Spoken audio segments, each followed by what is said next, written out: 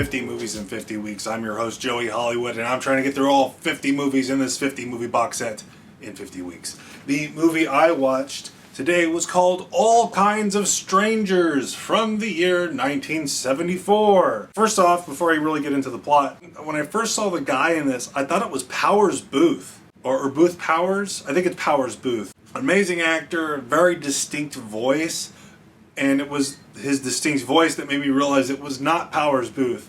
It is actually Stacy Ketch. I think that's how you say his name. Very similar in the face looking actor, but a completely different kind of actor, style-wise, I mean.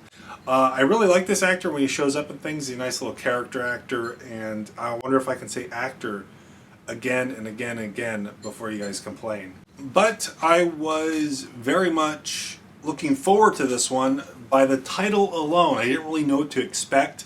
All Kinds of Strangers kind of struck me as kind of like an Italian film kind of title.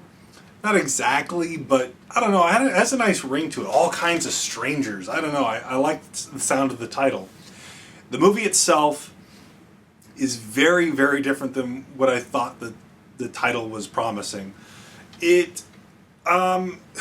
So I'm not sure how many of you have seen the Twilight Zone movie.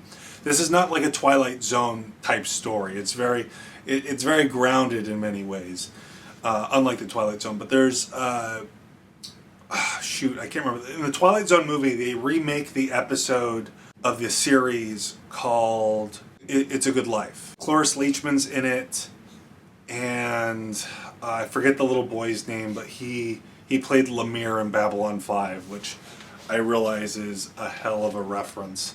Very deep cut. So I'm not sure if that's helpful at all, but like those are the actors I know them from, where I know them from. But they remade that episode with Joe Dante as the director for the Twilight Zone movie. And the opening of this and the opening of that segment from the Twilight Zone movie is very strangely similar. It has in the movie, it has this woman meet a little boy playing video games, and she's like, "Oh, do you want me to drive you home?" And she takes the little boy home, and he meets the family, and everyone's just acting really weird. Very similar situation. There's a little boy walking home with a ton of groceries, an absurd amount of groceries. And our main character pulls over, says, "Hey, let me give you a ride." And at first, I was like, is this like a stranger danger, like don't talk to strangers, little kids type movie, like an educational film? I don't know what's on this box set. It very well might be. You know, I've seen Stranger Things on these box sets when I was a kid. So, and that's really where it feels like it's going. But it leans more into like the Twilight Zone episode or segment from the Twilight Zone movie, because the kid just keeps saying like, "Oh yeah, it's just over that hill." They go over that hill. I'm like, it's actually just over that hill. Sorry, I take a shortcut. And then they make him drive across like a river. It starts to rain, and he's trapped on this property. And he goes in and meets the kid's family, and it's a lot of kids. And there's a woman there who's a teacher, and she acts like she's there against her will, but she seems like she's afraid to say that. And all the kids, they're like little children of the corn kids. They're like, "Oh yeah, you're going to be our dad now. You're going to be our pa now." And the movie from there becomes very repetitive of our main character trying to escape these children.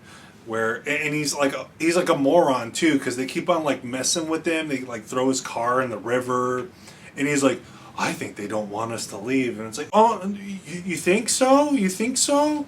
I would have never have guessed. I think at a certain point the movie overstays its welcome, but I think it would have worked better as like a 45-minute episode of an anthology show. This was clearly a movie of the week. I don't even have to look that up. I can just tell just by watching it. This was some sort of movie of the week. And but as for a movie of the week, it's not the worst thing ever. I do think it overstayed its welcome, but that's kind of standard with some of these movies. A lot of them do overstay their welcome, but you can have fun with that.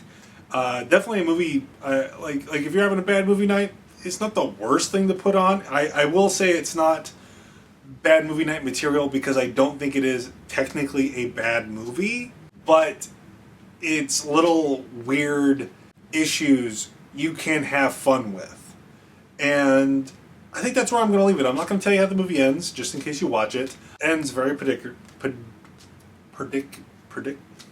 It ends predictably. Got through that word. And but I'm not going to say what exactly happens in it. I will not be a substitute for watching the film.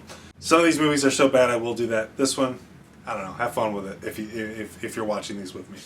But that's it for now. Thank you for watching. I'll see you next week. Remember, please be kind and rewind.